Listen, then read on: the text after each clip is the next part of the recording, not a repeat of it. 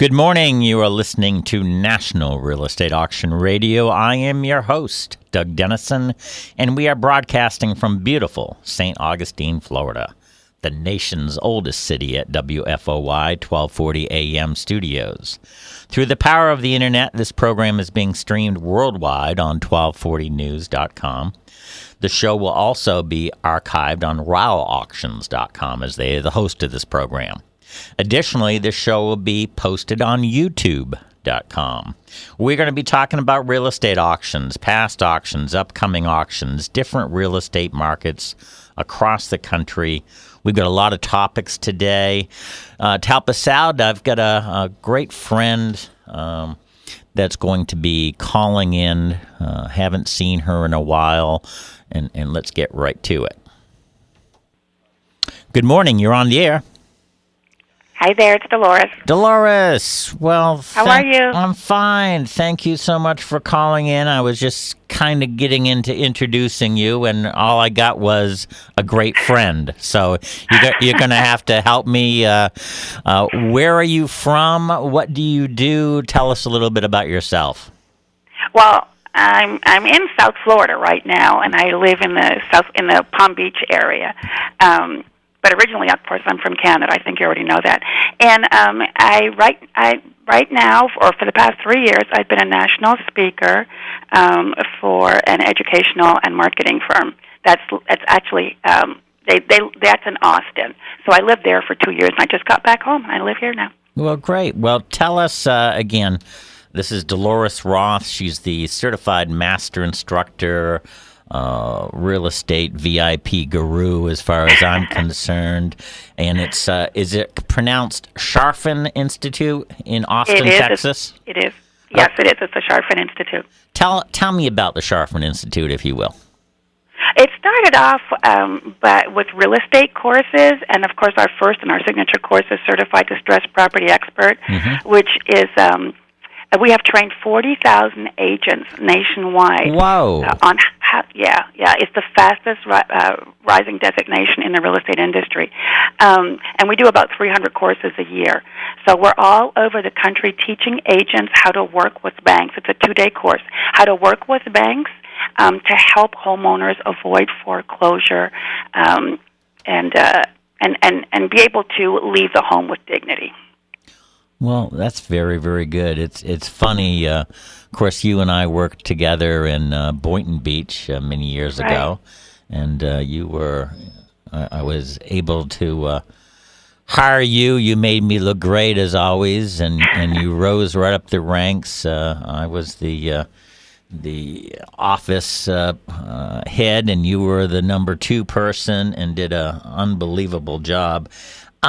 It's funny because I've been in auctions before. I was with the Kai's company. That's where you and I met in Boynton Beach, and probably 18 years of auctions before I went to Kai's, and then now I'm back into auctions, and now you're into distressed property. So that's very interesting. Our paths cross once again. Yeah, it's been a long ride. It's been an awesome trip, and of course I learned so much from you. So this for me has been like the best opportunity and privilege to be able to meet so many top producing agents across the country. It's just been an awesome trip. But I also teach another course. I'm certified investor agent specialist, so it's working with investors. High-end investors, I call them portfolio and performance investors. But we also have that course, and we have 2 other entrepreneurial courses. So we're really busy right now, and it is a good time to be in this industry. Well, you were always great at teaching, and that's what you're doing. Are you a motivational speaker too, or is it more classroom?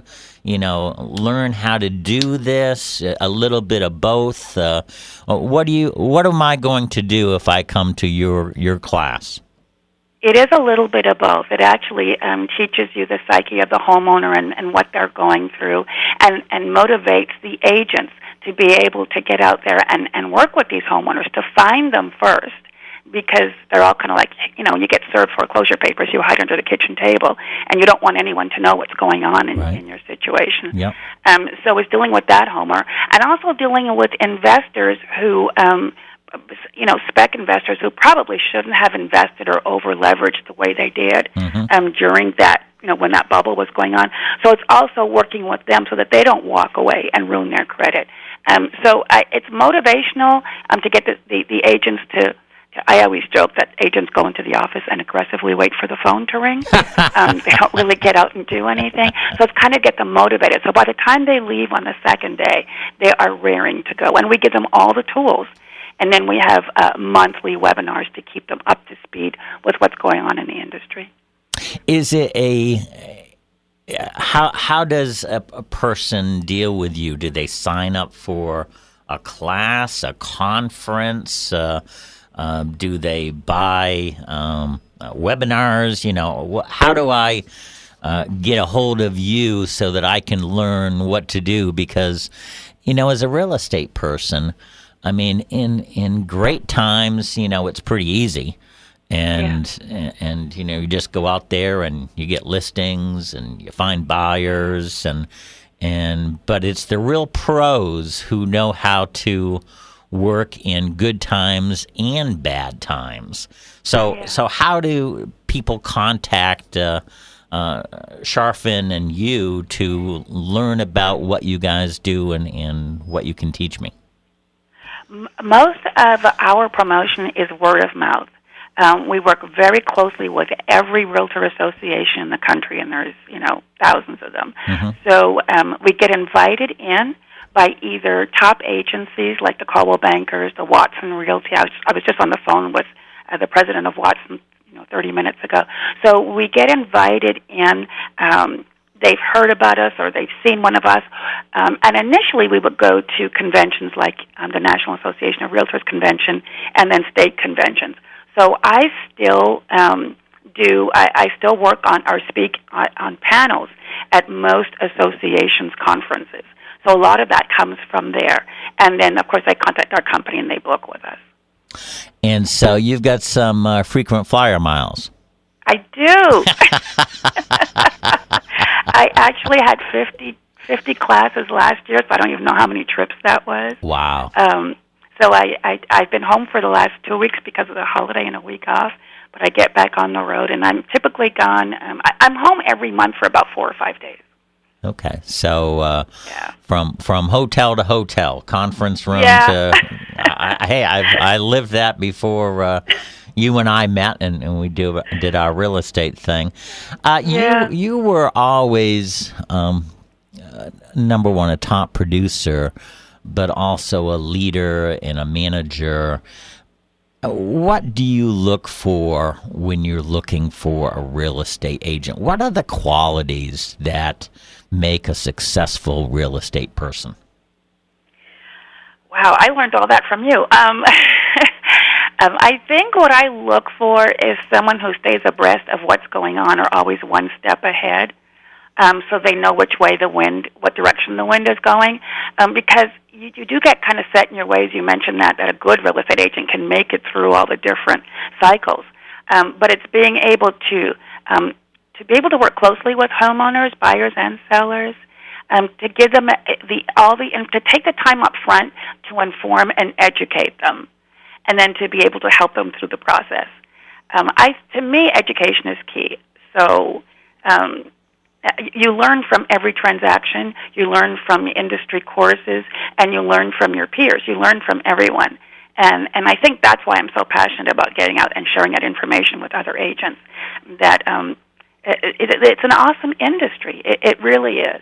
And for those who do well, not just financially, but the ones that do really well, it's a passion with them. It's not a career. They just absolutely love what they're doing. And you can tell, because I get agents in my class everywhere from I got my license last week to I've been an agent for 35 years. So if I have 100 people in the room, it's very diverse as far as experience. And they all walk away feeling empowered and thanking me for the class, which I only present. I'm not the author or anything, but the good agents will continue that process of learning and sharing and educating their clients, and those are the ones who are successful. Well, isn't it interesting that you would think that the new people would want, or people who are not doing well would try to get more education as much as they can, but it's the top people who want to do better, who want to stay at the top. They're the ones who are going out and getting the extra information, the extra conferences, the extra certifications. And, to be the best, you got to continue to learn. Yeah, this is not just this industry, but in any industry. You can't sit back on your heels and expect things to remain the same unless you embrace change. You just have to deal with it. And these are some trying times for everyone, not just real estate agents. True. Very true. I want to talk about a short sale. That's a word that's out there, and it's kind of confusing to the general public, I think. Again, this show is listened to not only the general public, but real estate brokers and agents and real estate media, bankers, government officials, auctioneers, bankruptcy attorneys. But the general public really doesn't know, I don't believe, what a short sale is. So give us a little education on that. Well, quite simply, a short sale is when the bank accepts less than what is owed to them on the property. So the property, because all the property values have gone down, the selling, the costs that are involved in the sale, the net proceeds are less than what is owed the bank. So if I owe $300,000 on a house and we sell it for $200,000 net after everything is taken off, the bank will be short $100,000, and they have to approve the contract. They don't sign contracts, but they have to approve the transaction. Okay. Now this is different than it used to be even 5 years ago, I'm going to say, because banks were, no, we don't want a short sale. We're not sure what the regulators are going to think if we took a loss. And all of a sudden that has moved. Why has this moved? It's moved because 5-6 years ago, when the banks were following all their processes, when someone has late payment, they get served a notice. We have list pendants in Florida. And then after a period of time, 180 days in Florida, they can foreclose and take ownership of the property. And it becomes an REO, a real estate-owned property. And then they sell it for less than the value. Well, for every property that the bank takes in, and these are national numbers, every REO that goes on the market brings the property value of that neighborhood down by 9%. Very interesting. Yeah, and that's 9% of fair market value now. And the values have all gone down, so it brings it down even less. So they were for a couple of years they were taking these properties in.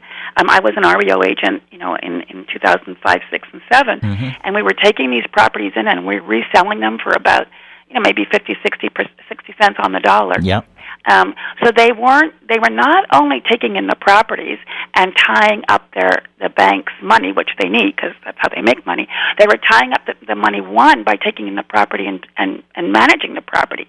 So they hold on to the property for 6 months. They've got taxes. They've got to pay everything. So when they walked away afterwards, not just the sale, the bank probably made 35 cents on the dollar after everything was cleared. So they realized this is not the answer. This is not the way to do it. Not only are we taking in the properties and tying up our own funds that we need to lend out, we're bringing down the value of the properties we're holding every time we put one out there. But also, by foreclosing on these homeowners, if this trend continues, they have foreclosure on their credit, which means they won't be able to come in the front door, the retail side, and purchase another property when they're back on their feet. So by doing a short sale, one, they have much less of a loss because a short sale sells for 15% below market. Plus, they have a family that they have not done a foreclosure on because short sale does not show up on your credit report. Oh, I did not know that. Okay. Right, because no such thing as short sale. It's paid for less than owed or something like that. And now they have specific ways to report it for government programs. But now we can get that person. They don't have foreclosure on their record. There's no stigma. They have a couple of years to get back on their feet. And who knows, in 2, 3, 4 years, they can turn around and come in through the front door of the bank, and it's retail business. And we need that retail business on the other side. All right. All these people who have lost their houses in foreclosure, what are they doing now? Are they all renting? Or is there other programs out there that they can look for to actually get into a house again? Is it kind of I need 5 years to get my act in gear, and I'm just gonna rent? What's happening in the market that way? Depending on what their hardship was, so if they really were insolvent and they're broke, those families typically double and triple up households. So you have like 2 or 3 families living in a household. The other ones who can pay rent, they just couldn't pay that full mortgage amount. If they did a short sale, their credit could be clear if everything else is kept up. They can turn around and buy after 2 years. Their credit's good after 2 years if they did a short sale. If it's a foreclosure, it stays on your credit for 7 years and it stays in public history forever. But with the right amount of money down, they can probably purchase in 4, 5, 6 years. Okay. And I know, talking to multifamily people, those properties are going off the charts because there are more people renting, and so the value, and they're actually building more apartment buildings now, that kind of stuff. Do you see any trends? Let me get into your crystal ball. What's happening?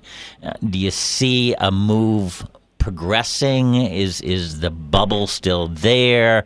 Is it just in locations? And we know that real estate is location, but what's happening on a national basis, in your opinion? Because you have been everywhere. I see through the website of Sharfin. You guys go everywhere. I think there's even a big conference coming up that we'll talk about in a while. But tell me what you think is going to happen the next couple of years. My crystal ball? Yes.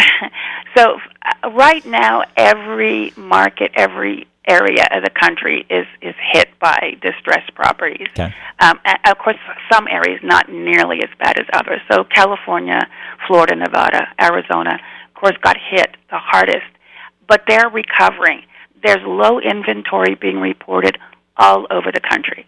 And in the big foreclosure states, the top 5, they actually have multiple bids on properties right now because inventory is so low, which means it looks like we hit bottom. Okay. And we have little peaks, little spikes going on where it's starting to go up. The values are going up, maybe 1 or 2%. So we're starting to slowly recover, and that's good. The low inventory could be attributed to a lot of people that haven't made their mortgage payments and are still in their homes. They're just not putting them on the market. So because they know they can live there. In some areas you can live in your house 2 or 3 years and never make a mortgage payment. Isn't that something? So, yeah. And a lot of people have learned that system. Yes. Because people share information. Well, they're learning it. Yeah. I think New York State is like 500 days, 600 days is the average. Wow. Florida is like 2 to 3 years. So, people know it. So we'll start to see those properties come on the market within the next year or 2. So I see us flatlining and little spikes of improvement here and there in the big markets, but probably another 2 to 3 to 4 years of inventory before we're completely out of this mess. Mm-hmm. Well, not only residential but commercial banks used to, and again, I've been through some ups and downs and the cycles, as you may have too, but what it used to be is, a bank would just foreclose. And, right. Hey, you're not paying, sorry, there's no discussion really. But then the banks decided, I don't want to take this property on. I do not want the liability. And I want to get into a little bit more about the value of what happens when that property goes dark. And not just the neighborhood, but what happens when all of a sudden the person leaves and then the bank has the property. What typically happens, Dolores? Well, the average holding time for the bank is 6 months for any foreclosed property they take. So they've been very careful in the last year. If you talk to any REO agents, they are not putting those properties on the market. They are really holding on to them. Okay. In some areas, they can actually foreclose and not take title. So we call that shadow inventory. Now, there's various definitions for shadow inventory, but really what it is it's a property that's in limbo. It either hasn't been foreclosed on or hasn't been taken or title hasn't switched over to the bank. So it's very difficult to identify what stage of the foreclosure process it's in. But it could be that the family was foreclosed on, they moved out, the bank has not taken title because they don't want to show it on their books. They can't show all of these on their books anyway. So it'll stay vacant for a long period of time. Go down if they're showing all this on their books, right? Oh, yeah. Because their assets, if they're taking in more property, and taking on more liability than what they have in the Federal Reserve, then they get fined for that as well. Right. There's just so many things that are involved with taking in those properties besides the value going down. So a property could remain vacant for about a year and be stuck in that process. And the bank may sell those loans off before taking title as portfolio loans. Mm-hmm. So there's a lot of companies, a lot of lenders, investors that are taking those on, and then they will sell it, or after a while it will be assigned to an REO agent, and they will sell the property. Okay. But it impacts every area, not just that neighborhood. But there's the property taxes. The taxes are going down. Our tax base is going down because of it. So it affects our schools, our infrastructure. It affects if there's a homeowner association, it affects that association. If it's a condo association, we all get assessed, have bigger assessments. It just affects everything in the neighborhood. And, I know that the bank wants to keep the property up, and, they hire property managers, and, some are good, some are bad. Right. Some things get lost in the cracks, but you can pretty much tell a foreclosed property even if there's not a sign on the property because the grass usually is higher. The pool all of a sudden is green. All of a sudden there's a glass window that's broken. At night you see lights in the house, so vandalism occurs. Yeah. This is the stuff that really penetrates the area and devalues the area. Yeah, and some areas in Florida, like St. Lucie County, and they have like 50% foreclosure rates. Wow. So it's scary if you live on one of those blocks. There's some places where they started construction and didn't finish, or no one ever took possession of the property and just left it. And it does. It's dangerous. Mm-hmm. There's just nothing good about it. We encourage the homeowners to stay in their houses as long as they possibly can. Okay. Listen, we're going to go for the half-hour break every 30 minutes. The show goes on for a couple ads. Can you stay with us? Because I want to talk more about Sharfin Institute. I want to talk about conferences, all that kind of good stuff. Sure. All right. Very good. We're listening to Dolores Roth. She is the Certified Master Instructor in Real Estate VIP from Sharfin Institute. We'll be right back. Okay, we are back. You're listening to National Real Estate Auction Radio. I am your host, Doug Dennison. We're broadcasting from beautiful St. Augustine, Florida, but being streamed worldwide on 1240 News. And the show will also be on YouTube and also at rawauctions.com, as they are the host of this program. We have Dolores Roth on the phone. She is the Certified Master Instructor in Real Estate VIP. Those are my words. Sharfin Institute, Austin, Texas. a great friend that I had the privilege of working with, and she made me look good for many, many years down in South Florida, which I will always be thankful for. Dolores, you're still on the phone, right? Yes, I am. Okay, tell us about Sharfen Institute. I'm looking at your website, and it says you're the number 2 fastest growing educational company and the number 21 fastest growing company overall in the Entrepreneurial Superstars Inc. 500 magazine. Man, that's amazing. Yeah, we are so proud of that one. Why are you guys doing so well? Alex is an incredible leader. He and his wife own the company. Okay. The company is only 4 years old. Mm-hmm. And it started in South Florida with that one course, and then a year later they moved it to Austin, Texas, and the rest is history. It's just an amazing concept, and he's just the best leader next to you. Great marketing person, but it's just a pleasure working with them. The company is built on. They don't have a mission statement. What they created was the 5 sides, the word SIDES, and every employee is given several books when they start. So we're all kind of on the same movement and the same thought, and it's just incredibly motivating, and it's built on integrity, and I just can't explain it. I mean, sometimes we joke not to drink the Kool-Aid, but the company actually, the whole company stops every morning at 9:17, and we get into a huddle and share ideas and work out problems for 5 to 10 minutes, and just and we just go. We all leave going back to our respective areas and delivering, on whatever area that our expertise is in, but.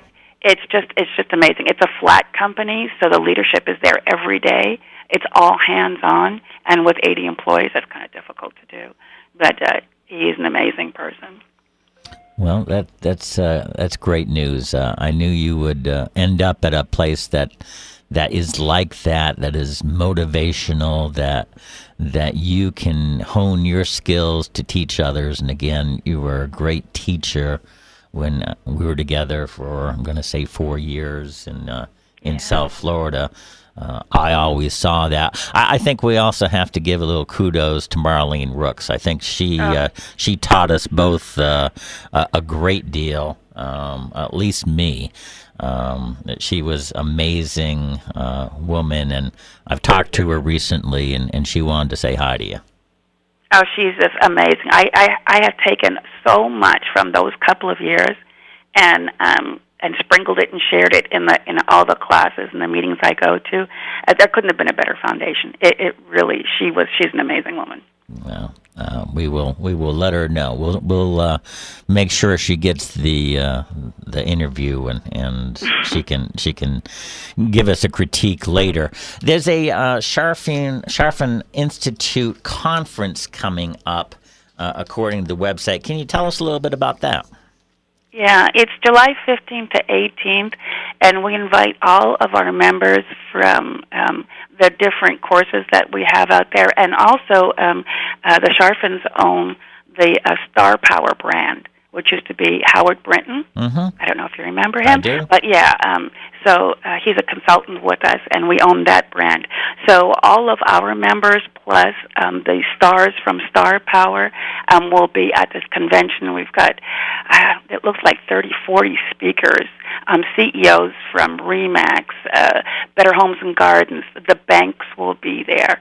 So we have VPs from the banks, and they'll bring their team with them so they can work directly with the agents on any issues they have. Several authors will be there, and some motivational speakers. So it's an awesome event, a very busy schedule, and the networking is just to watch them, the agents with the networking, the unlimited potential of they're sharing information from all over the country.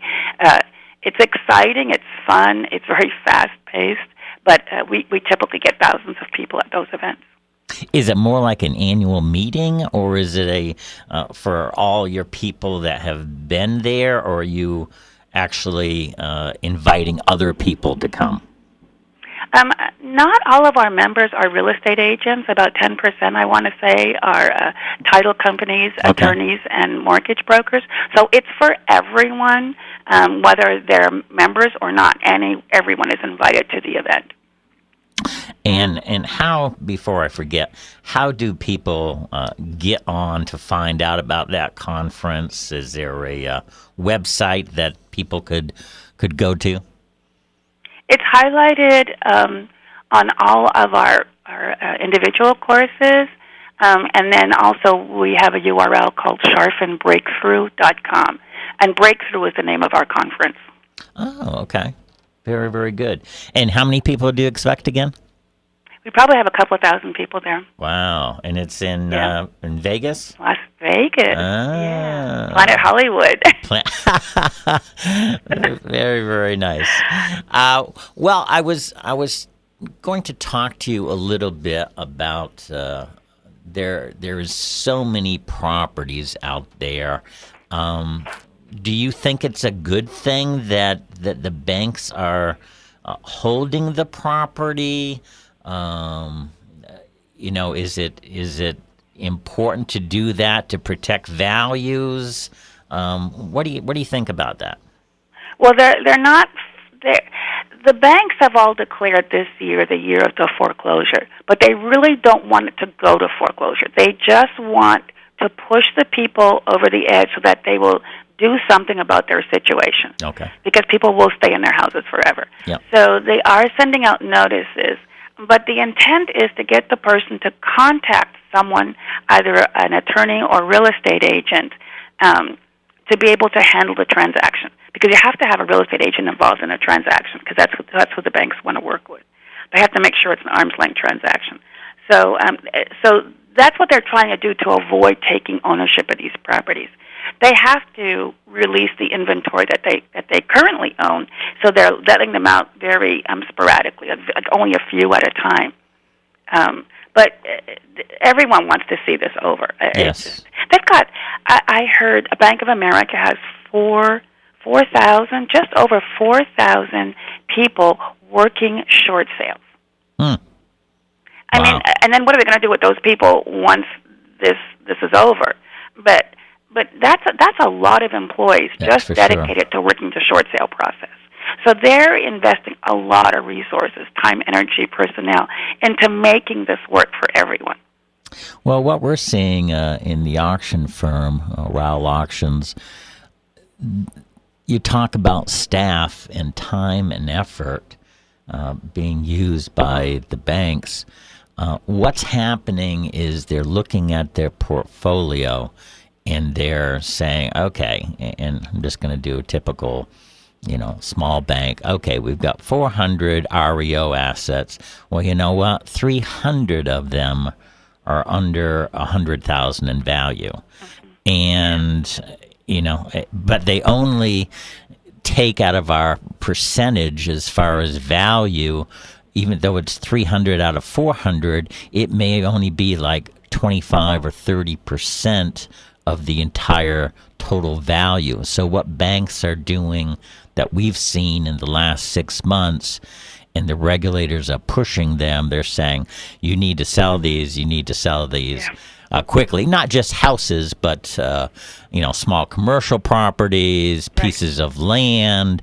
And so I'm going to say we've probably sold 2,000 properties for banks by auction in the last 5 months, because they need to get rid of these, number one, because the regulators want them, but also it saves so much effort and money because they don't need to have as much staff taking care of 400, or they can have their staff concentrate on the larger assets. So I'm not sure if you're seeing that countrywide, that they're starting to sell these properties more, or, what's your feeling? I'm seeing it in the 5 worst states. We're starting to see those transactions. I don't see a lot of auctions yet. I think that's something that the banks should consider, because there's no way we can get through this unless they take some kind of measures to offload these. You can't do one-on-one. It will take forever. It just takes too much time, and yeah.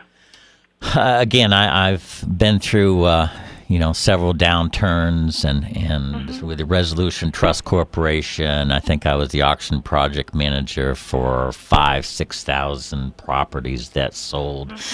I just want to make sure that the real estate world remembers those times, because they were a little hesitant about auctions back in the RTC days, and I'm talking about Resolution Trust Corporation, which was like 1990, 91, 92, 93. And the real estate brokers were concerned, if it's going to go to the auctioneer, we're not going to make any money. And that is not the way good real estate auction firms work.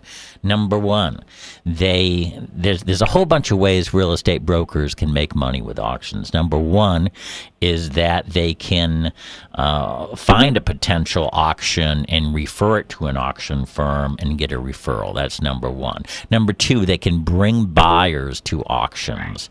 And it's so much different, because all you got to do is register a buyer. And it's not the same thing as holding their hand and going through the entire process, because we take care of the closing and working with the bank, the government agency. Then, like when I had 400 properties, I've worked in Austin before. Let's say I can't remember the year, but we had 200 properties in Austin, Texas. And we worked with one local broker that we felt that would help us be a more credible auction, because it's with XYZ Real Estate Company. And they get the calls because they know the properties, and it's a win-win. So they get paid too. And the fourth way is, if you're a real estate broker and an auction comes up, and you know the value of this property on Green Street, and you think it's worth 100, and the bid is only 75. Well, this is the time you raise your hand and say 80, and so you can make monies that way. So I just want to let you know that we work with real estate brokers all across the country in a variety of ways, and we would not do it any other way. Yeah. Again, it's education, because it's the agents just don't know. Yes. They feel like it's competition. I remember when the internet became popular, and we thought the internet was going to take away our business. Yep. Well, it's all education, and you just need to be able to get out to them and invite them. In our investors course, we talk about auctions, and because we're working with investors, sure. It's also a good way to meet buyers. Yes. When you go to the auction, sometimes you meet buyers that you meet investors that might be looking for other properties. So I think attending one of them is probably the best education that you can get, and then working with someone like yourself that understands all sides of the transaction, because you've had experience with all of it. Well, Dolores, it is so wonderful to talk to you. I know we've missed each other for a while, but it's great to be back in touch with you. How can people find out about Charfen Institute, you, and what you do, and to learn from you? What are your contact information so people can contact you?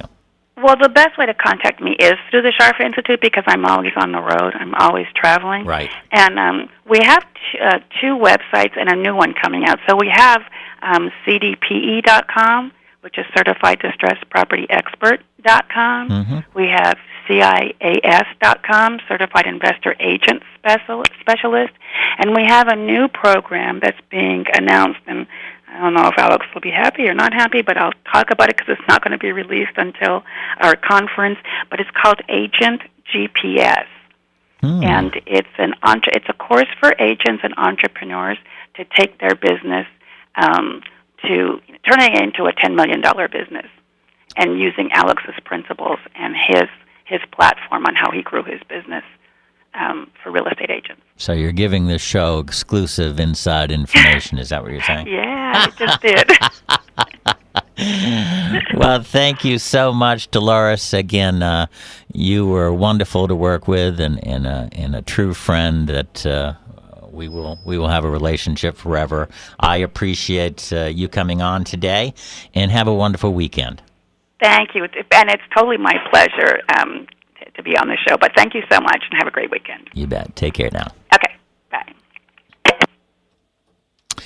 Okay, that was Dolores Roth, certified master instructor. I call her a real estate VIP. She's one of the sharpest people I know in the real estate industry. I had the pleasure of working with her for 4 years. She made me look good, and just with her talent and ability as a real estate top producer, now she's taking it out on the road and teaching people what she knows. And she is now in my area, which is distressed properties. So it was great to hook up with her. One of the websites is charfen.com, CHARFEN.com. If you are a real estate broker who wants to get ahead in this this kind of very interesting world we're living in as far as real estate, you need to go on that website, get involved. And again, Dolores Roth, thank you so much. Let's go for a quick break, and we will be right back. MarkNet Alliance is a national, membership-based network of 41 auction companies. Our companies are successful auction professionals with proven track records and thriving businesses. The MarkNet companies have a staff of over 540 employees who are working hard every day to meet the goals of their clients during our ever-changing economy. MarkNet companies are able to achieve these goals through cutting-edge technologies and ever-growing investor pools. To view the hundreds of auctions currently being conducted, or for more information, visit marknetalliance.com. All right, we're back. Hey, our sponsor is Roth Auctions. They are our national real estate auction firm that started in 1936. They do online auctions, on-site auctions, and ballroom auctions. They have offices in Florida, New Jersey, California, Georgia, and have alliances with auctioneers and real estate brokers across the country. They do government auctions, bank auctions, bankruptcy auctions, and much more. They have got a big auction schedule coming up, so check out their website at www.rowauctions.com, or you can call them at their toll-free number, 800-323-8388. Want to talk a little bit before we end the show. My thing is government surplus properties.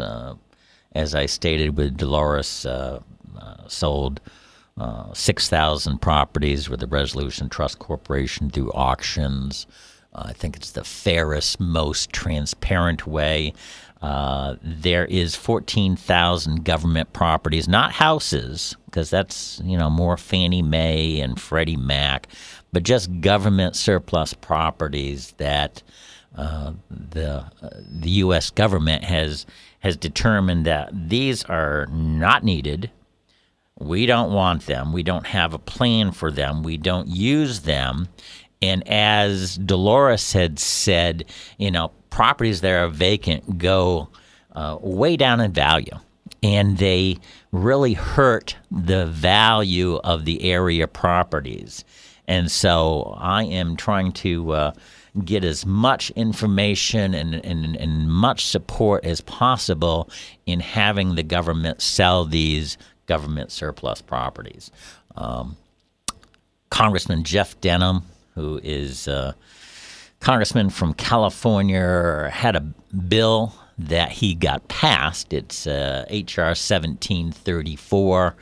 It is a bill that is going to try to sell some of these properties, because not only do we need the money for the budget, but it costs a great deal of money when you have properties that aren't being used. My biggest favorite story is the fact that there's a post office in Washington, D.C. that hasn't been used, get this, in 10 years. 10 years. And every year the government pays $6 million to keep it safe, secure, maintain it, holding cost, $6 million a year. That's $60 million that the government paid for that one property. And of course, when the government pays for it, that's us, American taxpayers. So we need to sell these properties. And of course, I want to sell them by auction because it's the fairest, most transparent way. And so I'll be giving you more information on that on upcoming shows. Okay, we got our next caller. Good morning. You're on the air. Good morning, Doug. Hey, Allison. How are you doing? I'm doing well this morning. How are you? Well, good. Allison Marchetti from Roth Auction. She is the person that is the glue and holds everything together. She's also the executive producer for this show, and thank you for taking time to be on the show. What's happening? We were just talking about this, Allison, with our previous guest, that it seems like more banks are saying, okay, we have 400 properties, and 300 of them are taking a whole bunch of our time, and yet they are the smallest value. We need to auction them. We need to auction them fast so we can save money on our staff, have our staff take care of the bigger properties. And what this has meant is a great deal of investment opportunity for all our buyers. I think I said that we've sold 2,000 properties, maybe more, for banks in the last 4 or 5 months. Is it just because they are they know that auctions work and they like the internet plan? Tell us about the internet auction plan. Well, I think they're learning from experience and over time seeing that it is working. So more and more banks are becoming more susceptible to wanting to do the online auctions. A lot of them are doing absolute auctions, which is great for the buyers and the seller. And what's an absolute auction? It basically means no minimum, no reserves, regardless of price, will sell to the highest bidder.